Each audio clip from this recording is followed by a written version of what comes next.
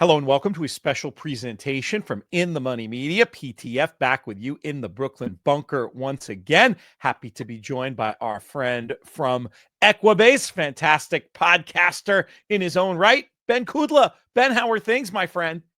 They're fantastic. I mean, here it is. Best time of year. Keeneland's about to begin on Friday. I know it might be a little bit wet, but regardless, still the best time of the year. So thanks so much for having me on. Your positivity and enthusiasm is just so infectious. So doing these podcasts with you is just always a blast. And what an amazing Saturday of racing we get to go over. So Yeah, low key, it's one of my favorites of the entire year because you get this regional aspect to it.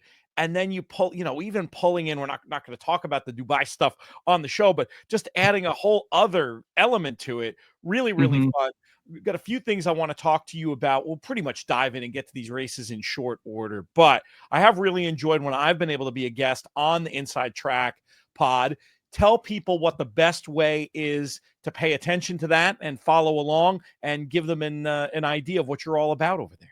Absolutely. Thanks you so much for that. So please follow our Equibase social media on all accounts, X, Facebook, Insta, TikTok, all the podcasts will be up on there. If you go on equibase.com/podcast, we always post those each Thursday. And then also our YouTube at Equibase. Please be sure to subscribe for that and get alerts and notifications.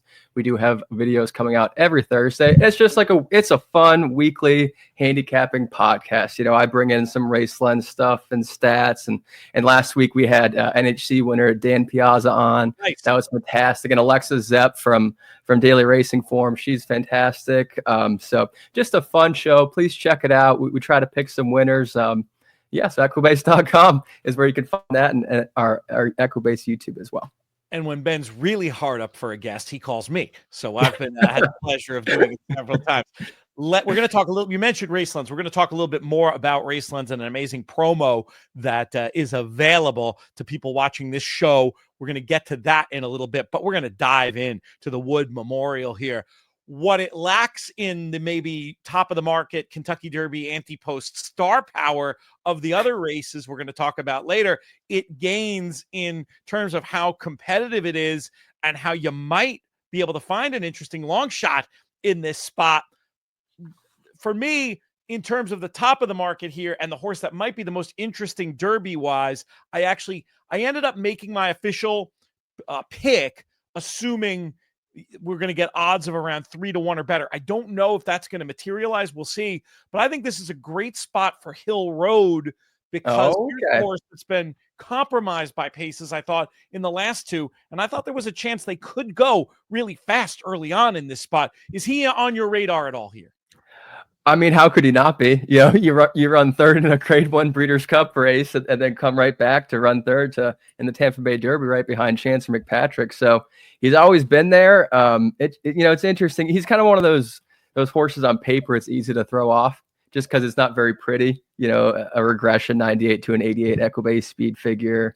Hasn't won it all since he's come to North America. But yeah, Chad Brown and Joel Rosario. I mean, that's a pretty good team as well. I think they're winning at 25% for the year together. But for me, I think Sand Devil is going to be heavily, heavily, heavily favored. I mean, and rightfully so. Look at those numbers. I mean, I think that's like the second best dirt route Equibase speed figure to come back and not win. It was yet to run back, but it's going to be, I think, an odds-on horse that has only ever won state bred races. And as soon as he got out to the open company, he lost to a 17-1 flood zone. Right. So I think you're right. It really leaves open a spot for value. That's where I kind of landed on this 3 Tiger 24. What do you think about that horse? Pretty inexperienced on the stakes level. Yeah, just coming from maidens. The horse was able to dominate a field, which is always good, but it was a slow-paced affair. It was on the lead. It felt to me like they were taking a shot. And I was just a little bit worried about it being a different kind of situation. I get it. If you want to be against Sand Devil and you want a horse that's going to be up near the front, I can see how you got there. What is it that you're seeing in him that makes you think he can step up to this level? Or is it just the progressive profile that has you hooked? Progressive profile for sure. I mean, increasing Equibase speed figures is always a huge positive, but I just trust Bill Mott here. I mean, Yeah. I'm willing to take that gamble on Bill Mott with these 3-year-olds. You know, they waited until this horse was 3 to start him, and then he's slowly getting better. Runs an 83 last time out. He has the 2-turn ability.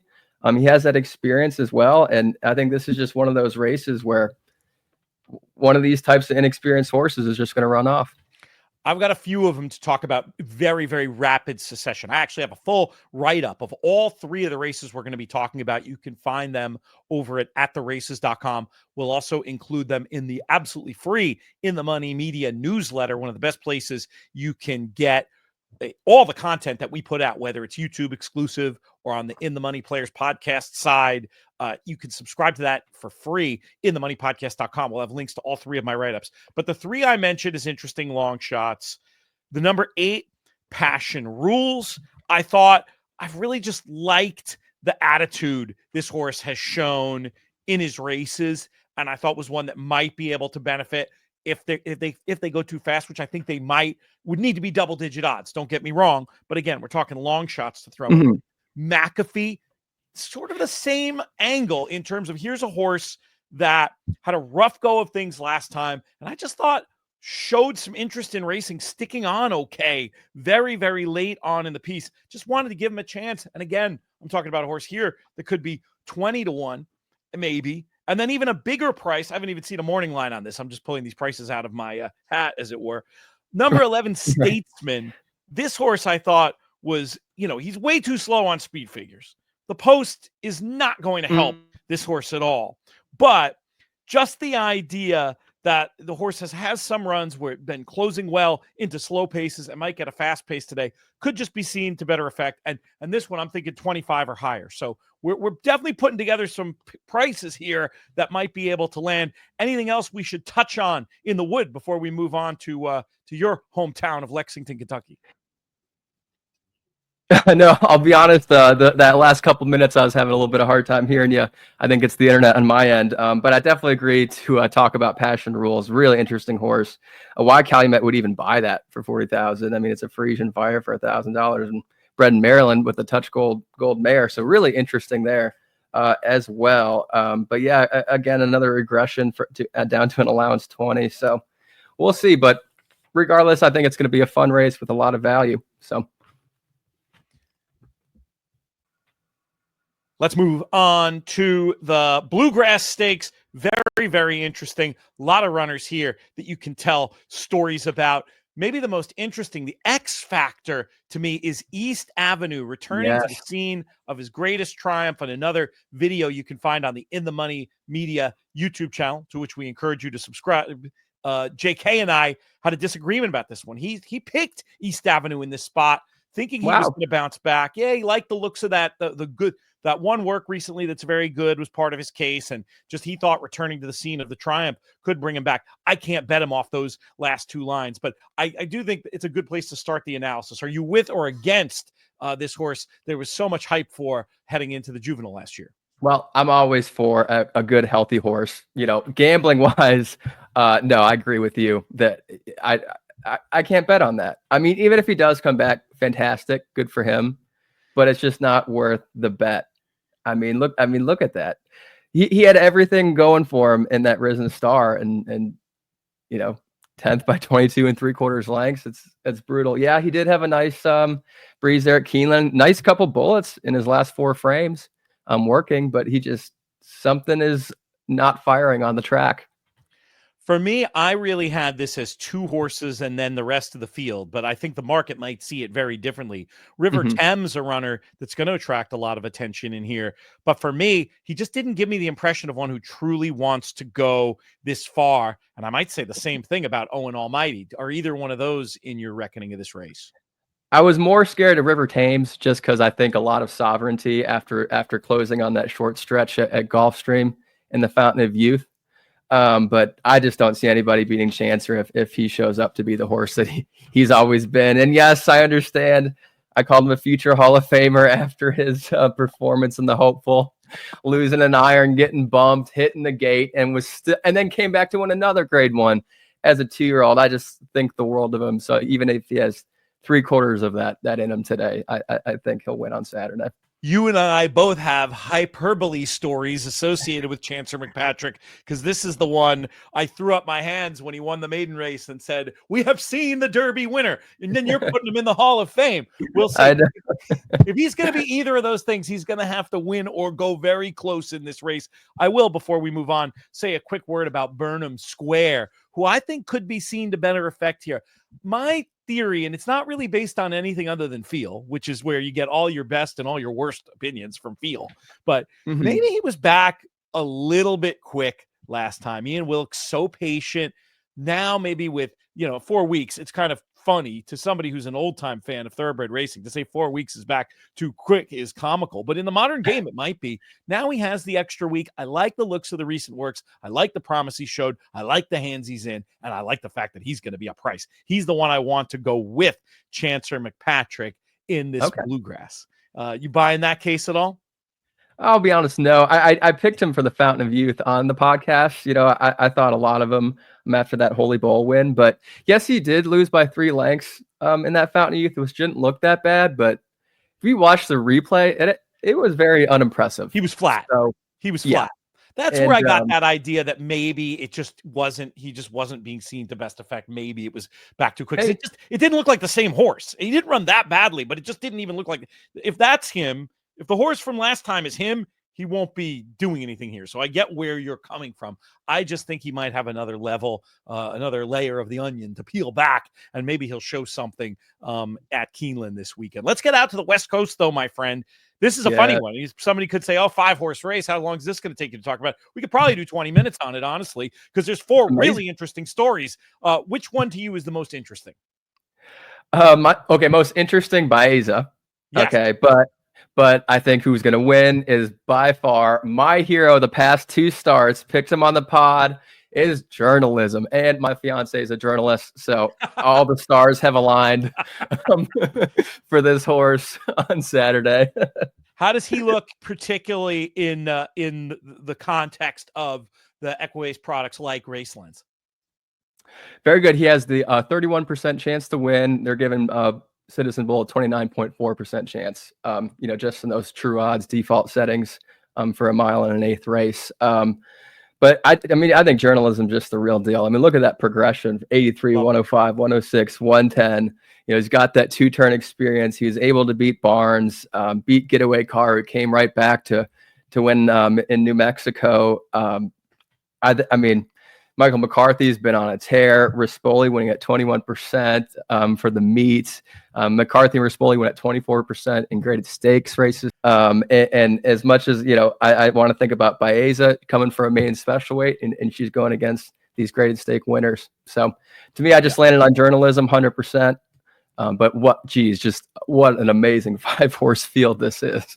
Yeah, we're in lockstep. I think Journalism is the interesting horse. He's not nailed on or anything. There's a lot that could happen in terms of tactics, etc.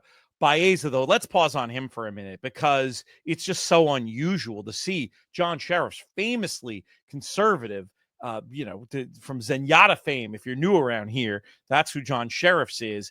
And for him to pitch a horse in off a maiden win into a grade 1, he must be special. His price tag says he is. It'll be fascinating to see. What I'm hoping happens is he runs a bang-up race, and he's good enough to make sure that whichever Baffert they decide is going to be the one that goes straight to the lead gets pressure turning in, and it sets it up for Journalism to make that big run through in the stretch. Before we get out of here, you go ahead, Ben. Sorry. One last thing. John Sheriff, here he is running the same 2 horses against each other with the same owners again. I don't think that could be a big sign of what he thinks of Baeza. No doubt about it. I think that it's going to be very interesting to see how that pair gets on. Not surprising to see 2 Baffert runners in the Grade 1 Santa Anita Derby. A little stranger to see 2 from John Sheriff's. Before we get out of here, I want to give you a chance to promote this really cool new initiative that Racelands has that might really help people this weekend with so many different tracks to look for. Absolutely. Thanks for letting me talk about this. But yeah, in the past at Equibase.com, you can get a gold pass, a silver pass, a bronze pass. We've kind of done away with that to make it easier on the cusp, and now it's called an All Access Pass. And to kind of get this initiative going, all of April, it's $20 a day, Friday, Saturday, Sunday, on the weekends. All Access Pass to all Equibase products. So please look that up online. The promo code will be up shortly for this weekend. We're still working on that, but please come back to Equibase.com to check out this All Access Pass in April. Equibase.com, the place to check it out. Ben, tell people again where they can find you on social, because you'll be pushing this there, and make sure to copy me and I'll retweet it so everybody sees. Absolutely. I run the Equibase socials if anybody didn't know. So please follow me on Equibase or at Ben Kudla, all one word. And I'll be posted on there. And please check us out on Equibase.com YouTube channel for our weekly handicapping podcast as well, that Pete has been on before, and it's been a fantastic guest. So. While you're over there on YouTube, navigate over to In the Money Media. Make sure you subscribe to our channel. It really helps people find the show. Click that like button as well if you enjoy the kind of content we produce over at In the Money Media. We're going to have a lot more with Ben, with Matt Vagvolgi, with the Race Lens team throughout the course of 2025. Ben Kudla, thank you so much. Absolutely. Thank you so much for having me.